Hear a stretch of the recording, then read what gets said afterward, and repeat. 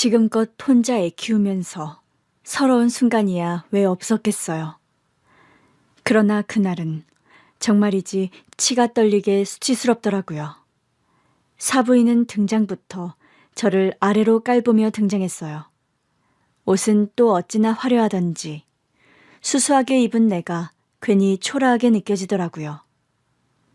혼자 딸을 키우셨다고요? 예, 그랬습니다만. 인사도 없이 다짜고짜 그렇게 묻는데 말문이 턱 막히는 겁니다. 딸도 전혀 예상하지 못한 건지 화들짝 놀라더라고요. 아니, 설마 누구 애인지도 모르고 낳으신 건 아닐 거 아니에요? 예? 그렇잖아요. 누구 애인지도 모르고 낳았다는 건 그만큼 사생활이 깨끗하지 못했다는 건데. 어머니! 딸이 놀라서 예비 시어머니를 부르더라고요. 그러나 제가 손을 들어 딸을 제지했어요. 도대체 무슨 소리가 하고 싶어서 이러는 건지는 끝까지 들어봐야겠더라고요. 계속 말씀하세요. 그러니까 제 말은 우리 아들은 양가 부모도 온전히 있고 출처가 확실하다 이거죠. 그런가요? 그럼요. 적어도 대개 따님보다는 분명하다 이겁니다. 그래요. 양가 부모님이 다 계시니 출처가 분명히 있다고는 보입니다만 그 출처가 온전한지는 잘 모르겠네요. 예? 지금 뭐라고 하셨어요? 그렇잖아요. 사돈지간 될지도 모르는 사이에 처음 만나는 자리인데 예의도 없고 하고 싶은 말만 하시니 저도 그 출처의 수준이 좀 의심됩니다만. 지금 수준이라고 했어요? 근본도 없이 자란 댁의 딸보다 우리 수준이 낮겠어요? 근본이 왜 없습니까? 얘를 낳은 게 전데. 그리고 수준은 모르는 거죠. 양보다 질이라는 말도 있지 않습니까? 상견례 자리는 파국으로 치닫기 시작했어요. 순간 저도 아차 싶긴 하더라고요.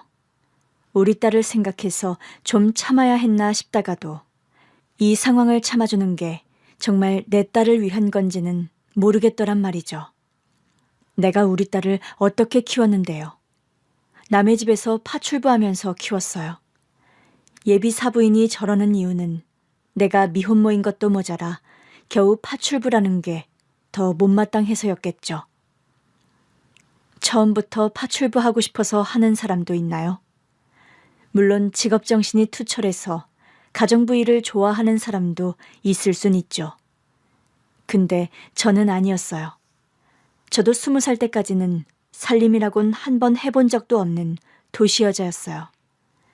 대학 갈 정도로 넉넉한 형편은 아니었어도 사무실에 취직해서 정갈하게 옷 입고 출퇴근하며 살았어요.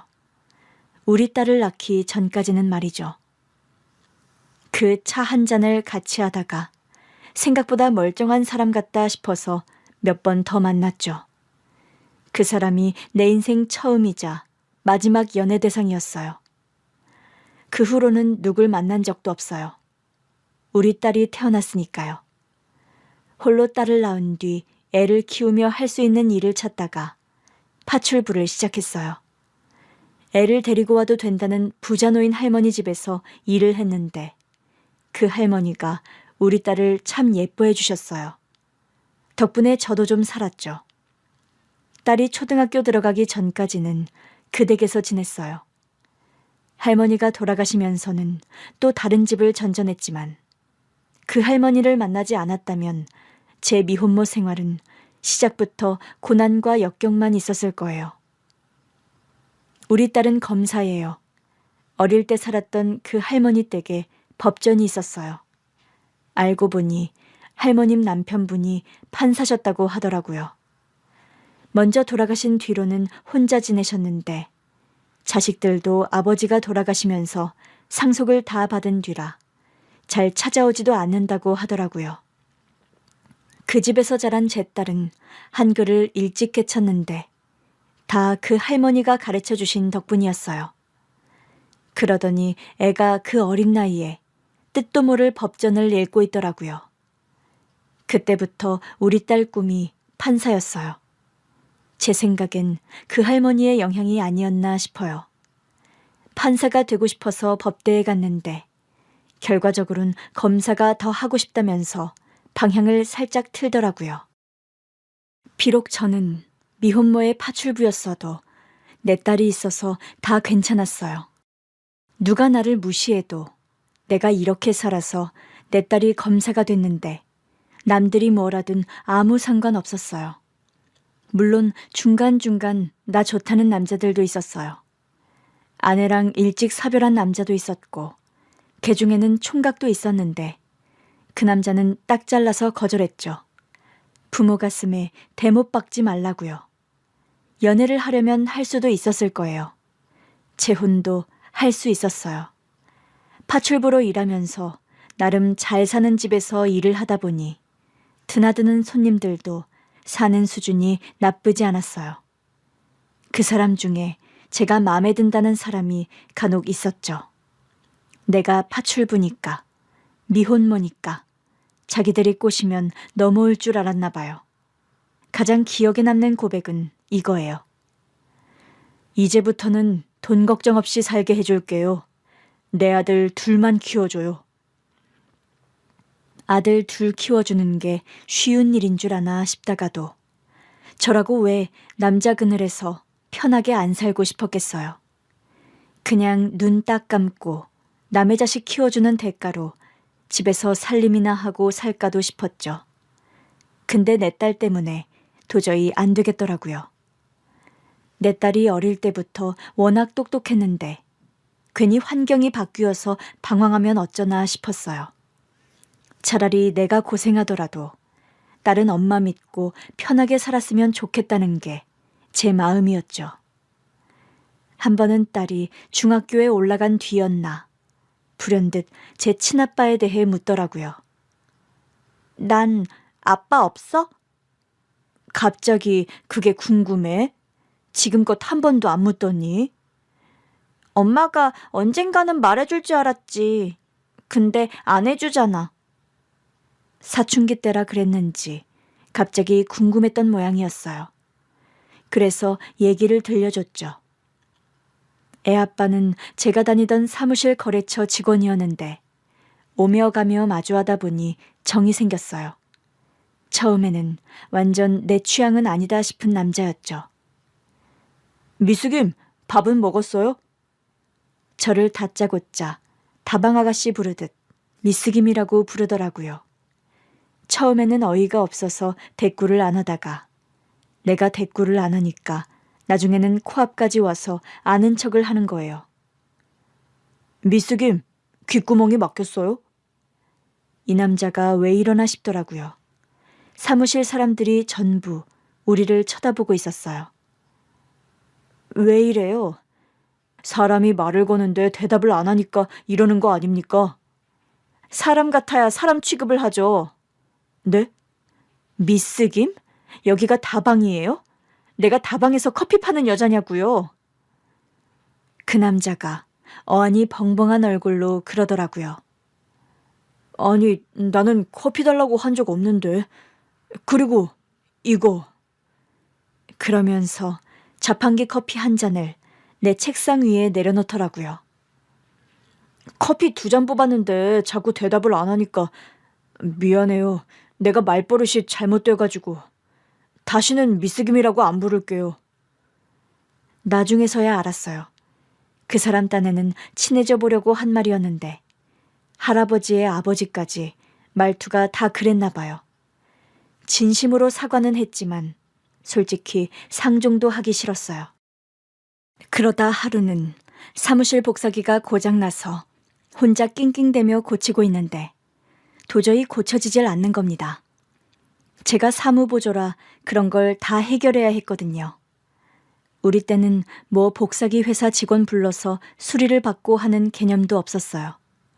그냥 막내가 다 알아서 처리하는 게 당연시되는 분위기였죠. 도저히 복사기 수리가 안 돼서 진땀을 빼고 있는데 그 남자가 불쑥 등장한 겁니다. 비켜봐요. 내가 해줄게요. 됐어요. 괜히 일 키우지 말고 저리 가요. 새님같이 생겨서는 무슨 복사기를 고치나 했거든요. 근데 와이셔츠를 걷어붙이더니 뚝딱뚝딱 복사기를 고쳐놓은 겁니다. 건들건들해서는 믿음직스러운 구속이라곤 하나도 없는 줄 알았는데 그 모습을 보니 의외더라고요. 이거 한번 도와줬다고 밥 사달라 차 사달라 하는 건 아니겠지 하고 있었는데 웬일로 별말 없이 조용히 나가더라고요. 미스김 사건 이후 말수도 준 것 같고 저한테 장난스럽게 말도 안 걸던 참이라 좀 이상했어요. 그러던 사람이 또 너무 안 그러니까 내가 너무 기를 눌러놨나 싶어 신경도 쓰이더라고요. 그러다 결국 눈이 맞았어요. 제가 결국 먼저 말을 걸었거든요. 도대체 나한테 왜 그러느냐 그러니까 불편해하는 것 같아서 그냥 말 안 걸었는데 뭘 또 잘못했냐고 되묻더라고요. 뭐 잘못한 건 아니다 그랬더니 그럼 차 한 잔 같이 할 수 있냐고 치고 들어오더라고요. 그게 시작이었어. 뭐야? 완전 로코네? 코로? 로맨틱 코미디. 근데 결혼은 안 한 거야? 엄마 미혼모잖아. 이 말을 해줘야 하나 말아야 하나 고민이 많이 되더라고요. 그래도 딸도 다 컸으니 사실을 알아야 저를 원망 안 할 것 같았어요. 바람 피웠어. 어? 너 가진 거 알고 말했더니 결혼하자고 하더라고. 그 말만 믿고 태교 열심히 하면서 결혼 준비에 몰두했는데 자기 회사 여직원이랑 바람을 피웠더라고. 어떻게 알았는데? 그때 우리가 이미 같이 살기 시작했거든. 네 아파 자취방에서. 한 번은 일이 많다고 늦는다길래 잠들었다가 일어난 것 같아. 왜 아직도 안 오나 싶어서 창밖을 봤는데 웬 여자랑 입을 맞추고 있는 거야. 자세히 보니 자기 회사 여직원이더라고. 아니, 대체 왜 자취방 앞까지 와서 그런 일을 벌인 거야? 네 생부 말로는 그 여자가 찾아왔다고 하더라고. 자기 결혼한다고 하니까 대뜸 와서는 결혼하지 말라고 입을 맞췄대. 그러면서 사실은 호감이 있어서 몇 번 만났다고 하더라. 만나서 뭐 했냐고 했더니 뭐 할 거 다 한 거지. 그래서 나는 너랑 결혼 못하겠다고 했어. 역겨워서 못하겠더라고. 그랬구나. 젊은 남자였잖아. 그럴 수는 있다고 생각해. 근데 나는 임신까지 해서 그런지 더 예민하기도 했고 솔직히 말하면 시간을 돌려도 용서는 안 될 것 같아. 누가 용서하래? 알았어. 내용을 알고 나니까 이해도 되고 속도 시원해. 우리 딸이 친아빠 얘기를 꺼낸 건 그때가 다였어요. 그래도 네 친아빠가 용서를 빌었었고 결혼하자고 끝까지 찾아오기도 했었다고는 알려줬죠. 실제로 그랬어요. 이미 그 여자랑 헤어졌다. 그냥 내가 임신했다고 하고 정말 결혼할 때가 되니까 괜히 심란했던 것 같다 그러는데 너만 심란하냐 임신한 내가 더 심란하다. 그러면서 쏘아붙이고 헤어졌거든요. 그런 성질머리라니 딸의 상견례장에서도 한마디를 안 지고 받아쳤죠. 내 귀한 딸이 검사가 되고 결혼하겠다고 했을 때 솔직히 하나도 걸리는 거 없다고 생각했어요. 내가 파출부면 어떻고 미혼모면 어떠랴. 내 딸이 검사인데 하는 배짱이 있었어요. 실제로 예비사위는 나온 대학도 평범하고 자기 아버지가 사장인 작은 회사에서 일하고 있었어요. 나중에는 물려받을 거라고는 하는데 사실상 우리 딸처럼 스스로 일군 건 없는 청년이었죠. 그래도 집안이 괜찮게 사는 것 같아서 우리 집이 부족한 걸 그 집이 갖고 있고 그 집이 부족한 걸 우리 집이 갖고 있다고만 생각했던 것 같아요. 딸도 예비시댁에 인사도 다녀왔는데 다들 반겨주셨다고만 했거든요. 당연히 반겨줘야지 생각했다 보니 상견례장에서 마주한 예비 사부인의 무례는 꽤 불쾌했어요. 지금 말 다 하셨습니까? 검사인 내 딸을 보고 출처를 운운하길래 저도 수준 좀 운운해줬습니다. 그러자 예비 사부인이 길길이 날뛰는 겁니다. 세상에, 아무리 못 배웠어도 이건 아니죠. 파출부 출신인 거 티내시는 거예요? 저도 우리 딸 갖기 전에는 사무실에서 일하던 여자예요. 사부인은 평생 직장에 다녀보신 적도 없다면서요. 난 대학 졸업하자마자 우리 남편 만나서 전업주부로 살았으니까요. 사부인도 전업주부로는 못 살아보셨겠네요? 그러게 말입니다. 저도 전업주부로 살 줄 알았는데 싱글맘이 된 건 제 선택이었습니다. 선택이었다고요? 네, 어쩔 수 없는 선택이었지만 애아빠랑 결혼하려면 할 수도 있었어요. 근데 내가 성질이 안 돼서 못 참았죠. 그래 보이시네요. 무슨 일이 있었는지는 몰라도 저 같으면 말이에요. 내 자식을 아빠 없는 자식으로 키우진 않았을 겁니다. 사부인은 그러셨을 수도 있죠. 저는 아니었지만. 그래서 지금 잘하셨다는 거예요? 아니, 제가 못한 건 또 뭡니까? 사부인, 지금 저를 혼내시는 거예요? 제 선생님이세요? 아니, 뭐 이런 여자가 다 있어? 뭐라고요? 이런 여자? 이봐요, 사람이 근본을 알아야 사람이지. 안 그래요?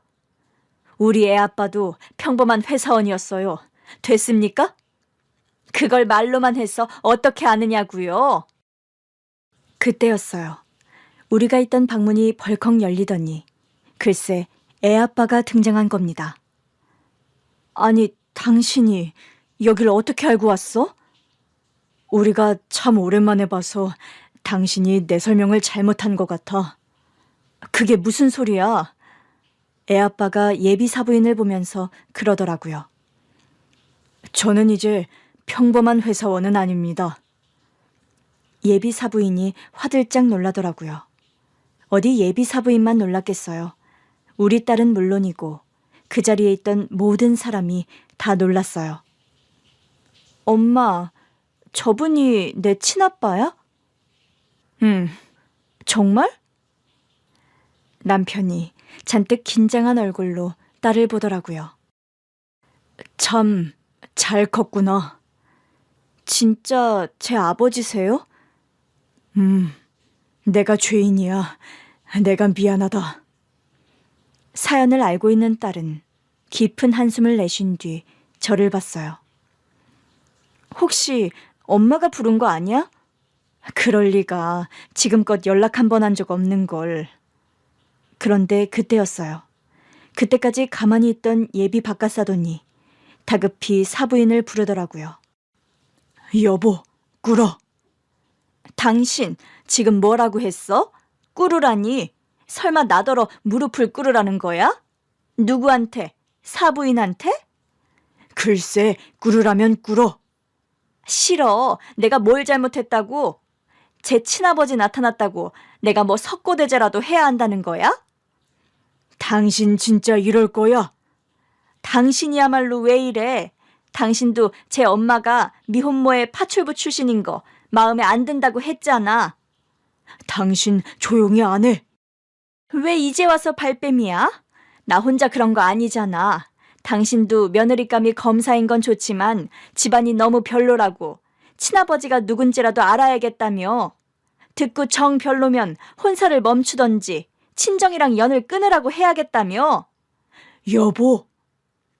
예비 사돈 부부가 다투고 있는데 애아빠가 그 사람들한테 성큼성큼 다가가더라고요. 한 달 만에 보내, 최 사장. 그런데 애아빠가 예비 바깥사돈에게 반말을 하는 겁니다. 그러자 바깥사돈도 황급히 애아빠한테 고개를 숙이더라고요. 아이고, 대표님, 제가 잘못했습니다. 그러자 예비 사부인이 당황하더라고요. 여보, 당신 왜 그래? 당신은 사부인한테 빌어. 여기 계신 분, 우리 하청 주시는 분이야. 뭐? 우리 대표님이 하청 안 주시면 우리 회사 망해. 그러자 예비 사부인이 화들짝 놀라면서 제 앞에 바짝 엎드리더라고요. 사부인, 제가 잘못했습니다. 제가 감히 검사 며느리 보면서 이것저것 따지려고 들었네요. 사람 욕심이라는 게 왜 하나를 가지면 둘을 갖고 싶고 그렇잖아요? 제가 미쳤었나 봐요. 아니, 갑자기 왜 이러시는 거예요? 사부인 댁이 우리 애 아빠한테 하청받는다고 이러시는 거예요? 어차피 이 사람은 나랑 부부도 아니고 법적으론 내 딸 아빠도 아닙니다. 사부인도 참, 지금 그게 중요한 게 아니잖아요. 대표님 표정 좀 보세요. 애 아빠 얼굴이 시뻘겋게 달아올라 있더라고요. 화가 머리끝까지 났을 때 표정이긴 한데 제 입장에서는 저 인간이 갑자기 등장한 게 더 의아했어요. 당신 어떻게 여기 온 거야? 어떻게 알고? 혹시 우리 어떻게 사는지 다 알아보고 있었어? 미안해. 사실 다 알고 있었어. 우리 딸이 검사된 것도 결혼 앞둔 것도. 뭐? 그럼 우리 어디 사는지도 알고 있었어? 당신이 사는 전셋집 얼마 전에 내가 샀어. 뭐야, 주인 바뀌었다더니 그 집도 당신이 산 거라고? 내가 사놓으면 당신이 평생 살 수 있으니까 내가 그렇게 해주려고 했지. 아니, 이게 지금 뭐 하자는 거야? 도둑도 아니고 슬금슬금 우리 모녀 삶에 끼어들겠다는 거야? 그건 아닌데 그냥 조용히 도와주려고만 했는데 이 옆방에서 가만히 듣고 있자니까 어이가 없잖아. 혹시 예비 사돈댁이 당신 회사 하청인 것도 알고 있었어? 알고 있었지. 근데 이런 사람들일 줄은 몰랐지. 예비 사돈 부부가 고개도 못 들고 쩔쩔매더라고요. 그러자 예비 사위까지 애 아빠 앞에 무릎을 꿇었어요. 장인어른, 저를 봐서 한 번만 용서해 주십시오. 아니, 내가 뭐 용서하고 말고 할 자격이 있는 건 아닌데 자네 뭘 보고 용서하라는 거야? 저 정말 따님을 사랑하고 있습니다. 우리 딸 어떤 점이 좋았는데? 네?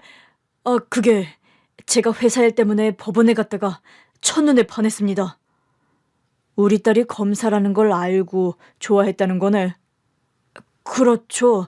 그렇긴 한데 행복하게 해주고 싶었어요.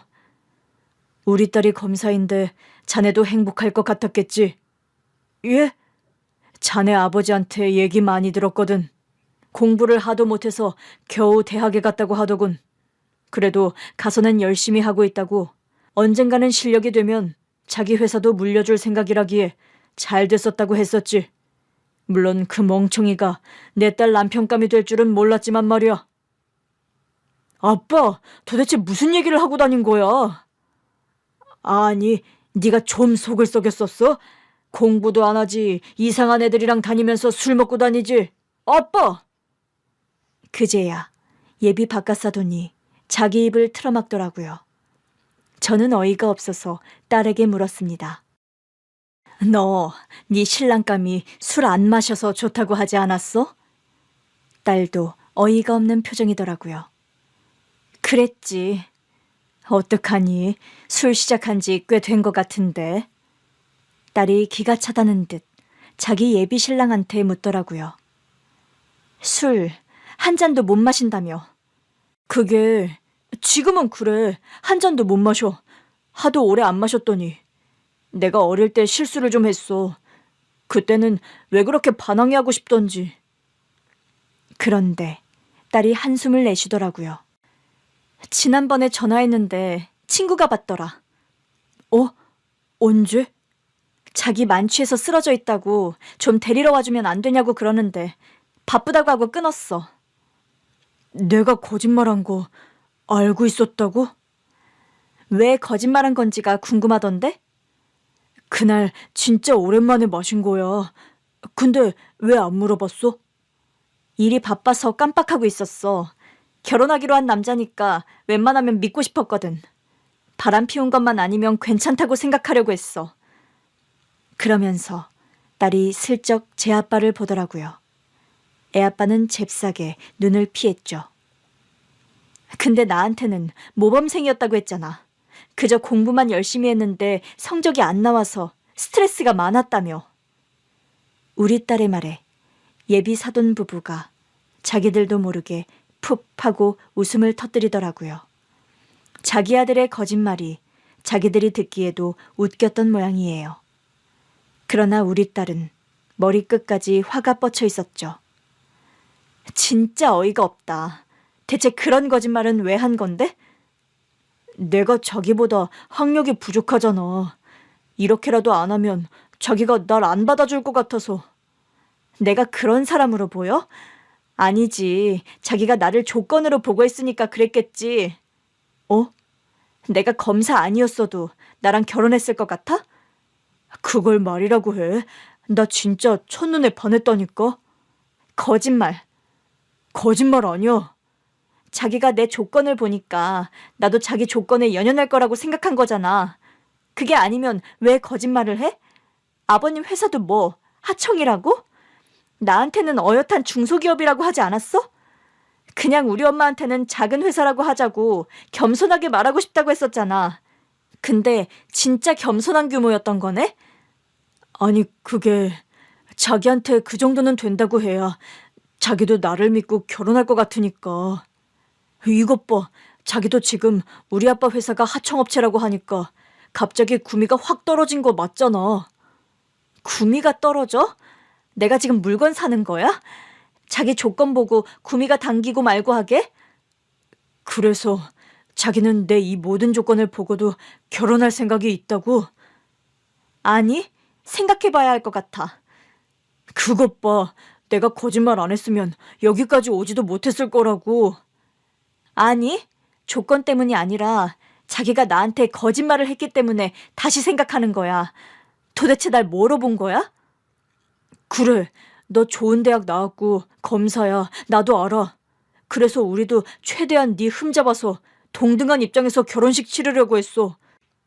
뭐? 내 흠을 일부러 잡았다고? 자기 흠이라도 강조해야 결혼이 될 것 같으니까 그랬지. 너 지금 우리 엄마를 내 흠이라고 한 거니? 예비 사위가 또 당황하더라고요. 세상 사람들 기준에서 보면 흠으로 보일 수 있는 거니까 나는 절대 장모님이 흠이라고 생각 안 하는데 내가 못났다 보니까 그렇게라도 흠을 잡으려고 했다는 거지. 그래, 너는 우리 아빠 회사 하청업체 아들이라 좋겠다. 너 지금 눈에는 눈, 이에는 이다 이거야? 그래, 너도 무시당하니까 기분 더럽지? 그러니까 누가 우리 엄마 무시하래? 너도 똑같이 느껴보라고 흉내 좀 내봤다. 나는 네가 구멍가게집 아들이었다고 해도 상관이 없었을 거야. 나한테 속이는 거 없이 정직하게만 했다면.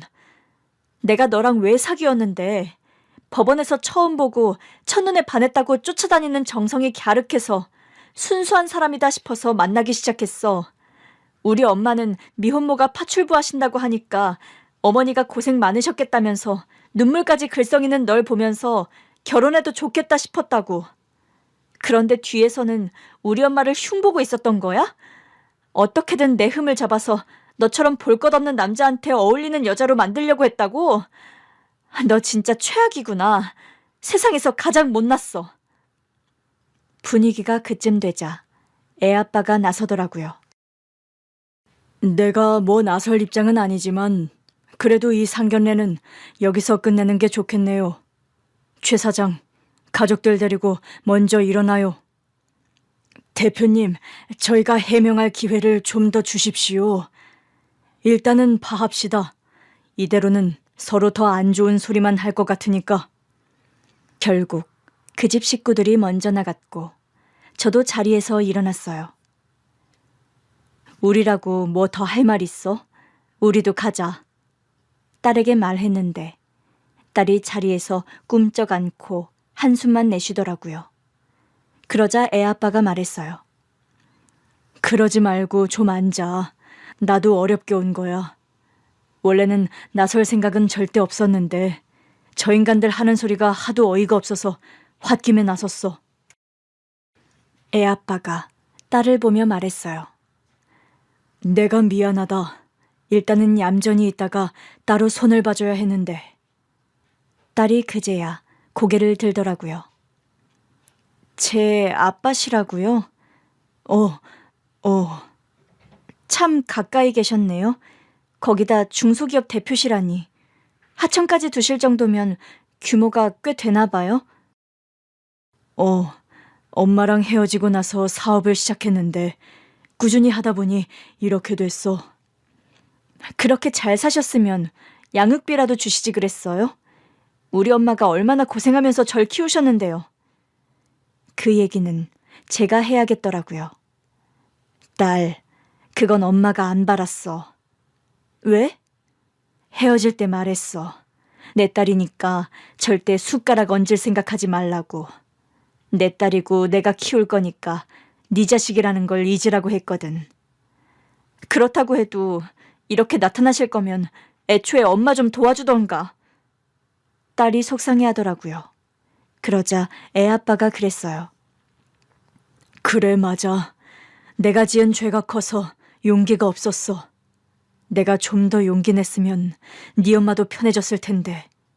내가 미안하다. 딸이 자리에서 일어나더라고요. 저도 따라 일어나려고 했더니 딸이 저를 다시 앉혔어요. 엄마도 그만 자존심 부리고 더 얘기 나누고 와. 내가 무슨 자존심을 부렸다고 그래. 맞잖아. 솔직히 오늘 아빠가 도와주신 거잖아. 딸이 지적하는데 뭐라 할 말이 없더라고요. 결국 딸이 먼저 나가고 애아빠랑 저만 남았어요. 괜히 생수만 벌컥벌컥 마시게 되더라고요. 왜 말이 없어? 할 말 있으면 얼른 해. 나도 피곤해. 내가 잘못했어. 또 그 얘기야? 벌써 30년 가까이 된 일을 또 얘기하겠다고? 평생 속죄해도 부족하지. 내 애 가진 여자를 두고 바람을 피웠으니. 그래서 그 여자랑 결혼은 했고? 결혼은 무슨. 말했잖아. 그때 이미 헤어졌었는데 찾아왔던 거라고. 그거 다 사실이었어. 사실이었다고? 당신은 안 믿는 눈치였지만 정말이었어. 그러면 뭐해. 당신 애 가진 날 두고 신뢰를 깨는 행동을 이미 다 한 거잖아. 내가 가장이 된다는 생각에 심란해서 그냥 기분 전환 삼아서 몇 번 만났는데. 뭐? 그냥 만나? 그렇게 말한다고 바람이 아닌 게 돼? 그래, 내가 용서받을 수 없다는 거 알아. 그때도 당신이 그렇게 묻는데 당신이 얼마나 비참할까 싶어서 말문이 막혔었어. 내가 어떤 잘못을 했는지 그제야 알겠더라고. 알긴 하네. 아무튼 그 여자랑은 헤어졌어도 결국 다른 여자랑 살았을 거 아니야.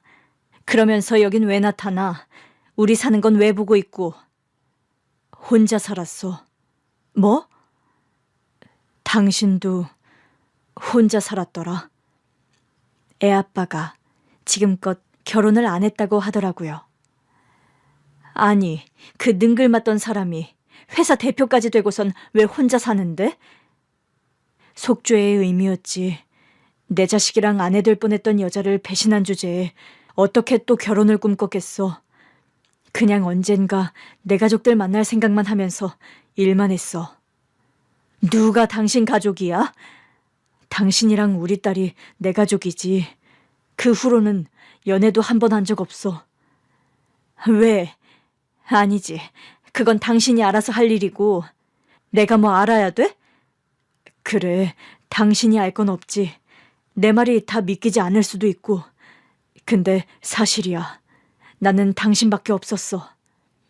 바람이나 안 피우고 말했으면. 그렇지. 당신으로선 아무것도 이해가 안 되겠지. 알아. 그래서 뭐 어쩌자는 건데. 이제와 우리 앞에 짜잔 하고 등장하면 내가 뭐 고마울 줄 알았어? 그래도 아까는 좀 쓸모 있지 않았어? 당신이 안 나섰었어도 내 선에서도 충분히 상대할 수 있었어. 하긴 당신 참 당당해서 좋더라. 내가 내 자식 이렇게 키웠는데 무슨 일을 했든 혼자 키웠든 내 자식이 내 업적이다 이거잖아. 당연하지. 내가 수준이 낮은 사람이면 내 딸이 이렇게 훌륭한 검사가 돼? 내가 파출부하면서 혼자 애는 키웠어도 늘 신문 읽던 사람이야.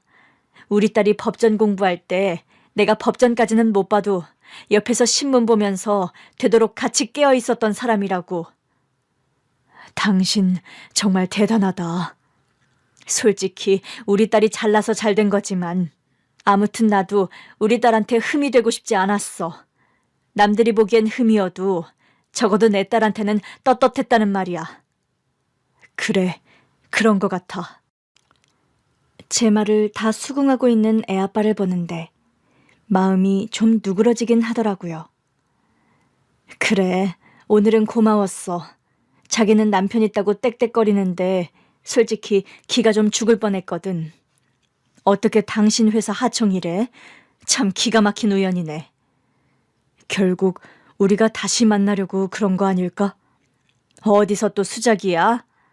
그러지 말고 우리 이제라도 같이 살아보는 건 어때? 그때는 나도 어려서 책임감이라는 게 부담스러웠던 것 같아. 그러니 나가서 헛짓거리하면서 당신 속을 뒤집었겠지. 근데 지금 와보니 내가 책임지고 싶은 사람이 있다는 게 행복이더라고. 나는 평생 그 행복을 모르고 살았어. 그 행복은 꼭 당신이랑 우리 딸이랑 누리고 싶었으니까. 누가 누리지 말래? 내가 얘는 내 딸이다. 당신은 신경 쓸 거 없다 했잖아. 그래. 그래서 우리 딸이 법대 들어가고 나니까 차마 연락을 못 하겠더라. 그게 무슨 소리야? 그 즈음에 회사가 탄탄하게 자리 잡았거든. 이제 뭐든 해줄 수 있겠다 싶어서 당신이랑 우리 애를 찾기 시작했는데 글쎄 애가 법대까지 들어갔더라고. 당신 혼자 훌륭하게 키워낸 거잖아. 거기다 대고 어떻게 연락을 해. 맘 같아선 등록금이고 뭐고 다 대주고 싶었지.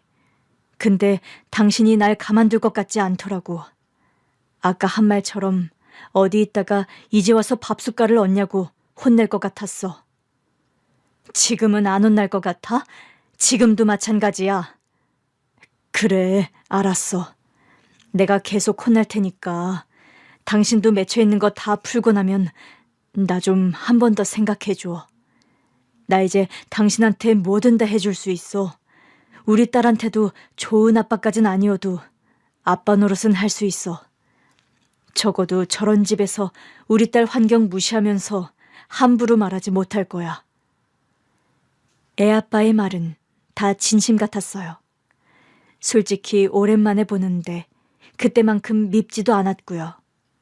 다만 마무리가 안 좋았다 보니 습관처럼 자꾸 화를 내게 되더라고요. 애아빠랑 헤어지고 집에 왔더니 딸이 와 있었어요. 일하러 안 갔어? 상견례 끝나고도 가봐야 한다더니. 그러려고 했는데 어떻게 그래. 갑자기 아빠가 나타나는데. 하긴 넌 궁금한 게 많겠지. 내가 궁금한 건 딱 하나야. 엄마 마음. 내 마음이 뭐? 아까 보니까 아빠가 엄마 보는 눈빛이 애틋하던데? 그래서 재결합이라도 하라고? 둘이 결혼도 한 적 없잖아. 재결합이 아니라 진짜 시작이겠지. 넌 바람 피운 아빠라도 좋아? 혼자신 것 같던데. 맞아, 혼자라더라. 꽤 오래전 일이잖아. 사실 나는 엄마 때문에 그래. 내가 왜? 혼자 나 키우느라 평생 파출부하면서 고생만 했잖아. 내가 검사되고도 나한테 짐 되기 싫다고 일도 안 관두고. 그러게, 파출부라도 관뒀어야 그런 소리를 안 들을까 싶긴 하더라. 난 엄마가 파출부인 건 아무렇지도 않아. 그런 남자를 믿고 결혼까지 하려고 했다는 게 좀 충격적인 거지. 엄마 딸 헛똑똑인가 봐. 누가 우리 딸더러 헛똑똑이래? 맞잖아, 나 헛똑똑이.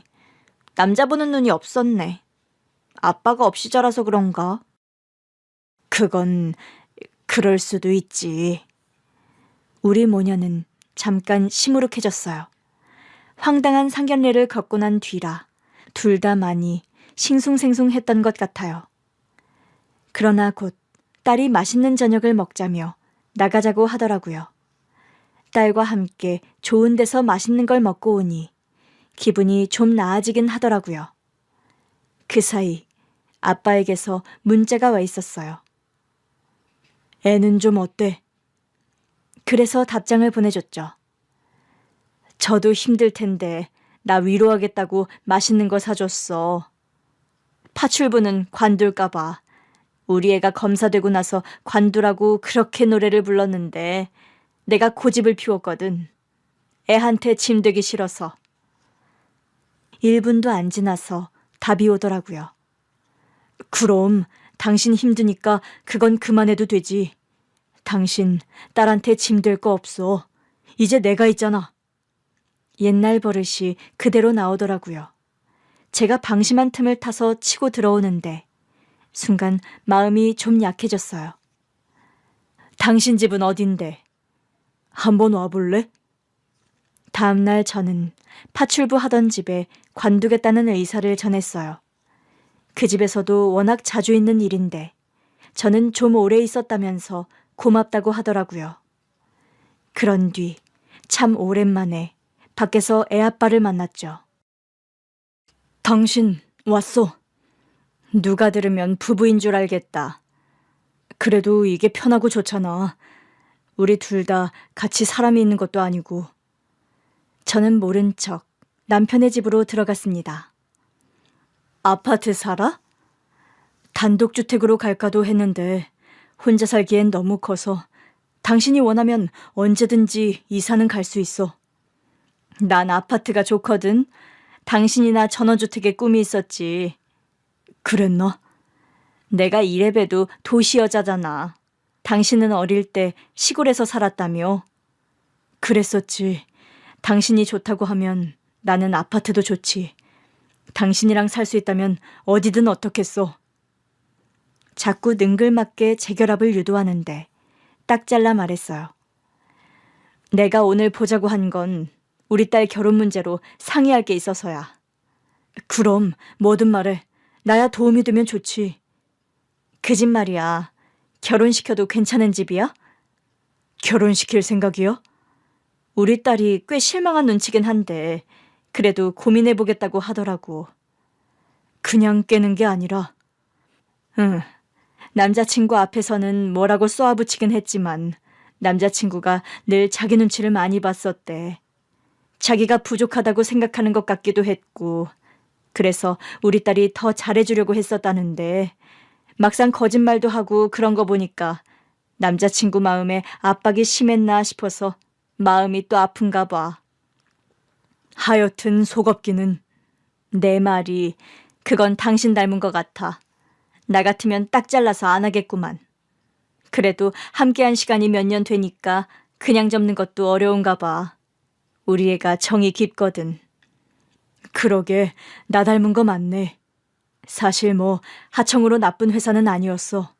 나름 재정도 탄탄하고 운영도 정직하게 하는 회사라 하청 중에서 가장 오래된 회사긴 해. 그래? 뭐 작은 회사긴 해도 아들이 물려받을 정도는 될 거야. 내가 알기론 그 아버지 때부터 계속 해온 회사거든. 그러면 꽤 오래된 회사네.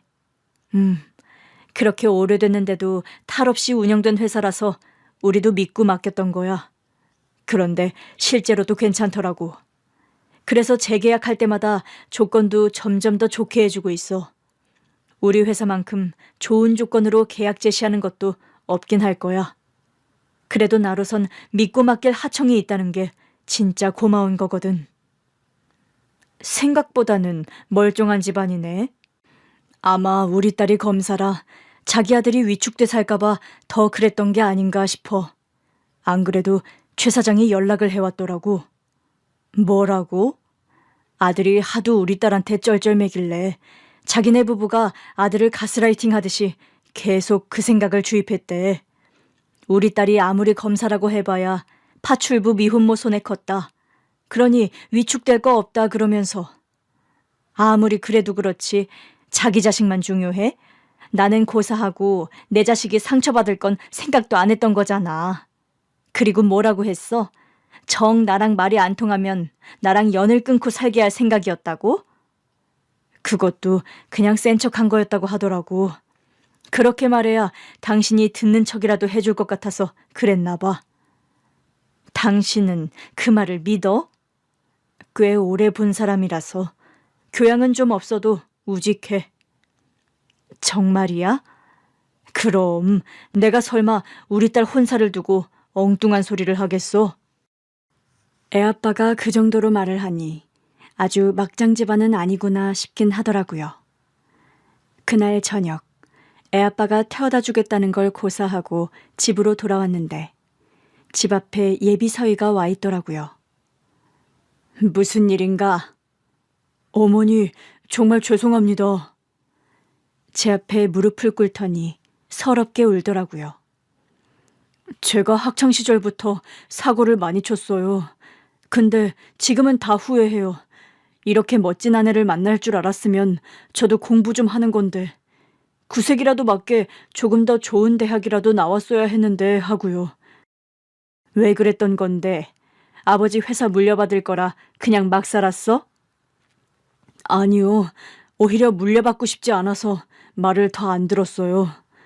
부모님이 하라고 하는 걸 다 반대로만 하고 다녔으니까요.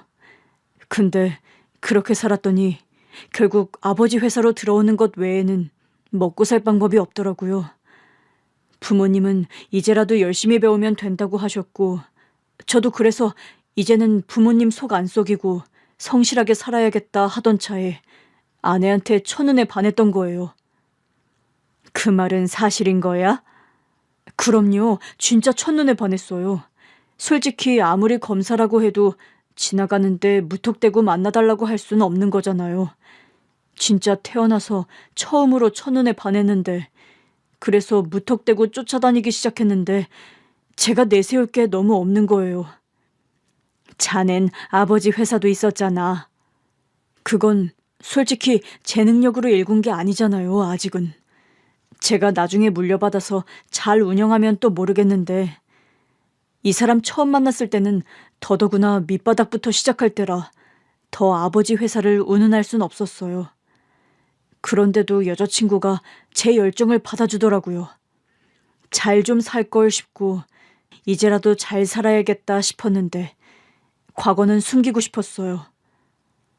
도대체 얼마나 잘못했는데 상견례장에서 들은 것보다 심한 거야?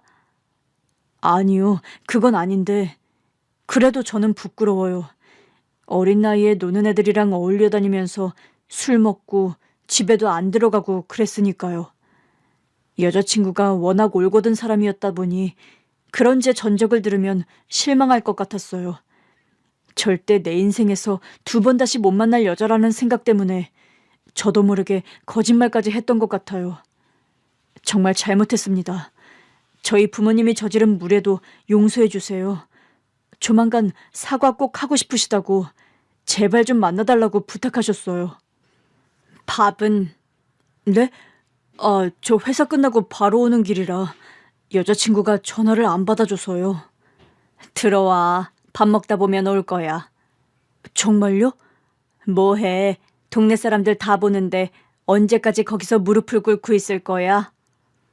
결국 사위한테 간단히 밥도 해먹이고 사위가 설거지하는 모습을 보는데 애아빠한테 들은 얘기 때문인지 성실하게 잘 살 것 같기도 하고 마음이 왔다 갔다 하더라고요.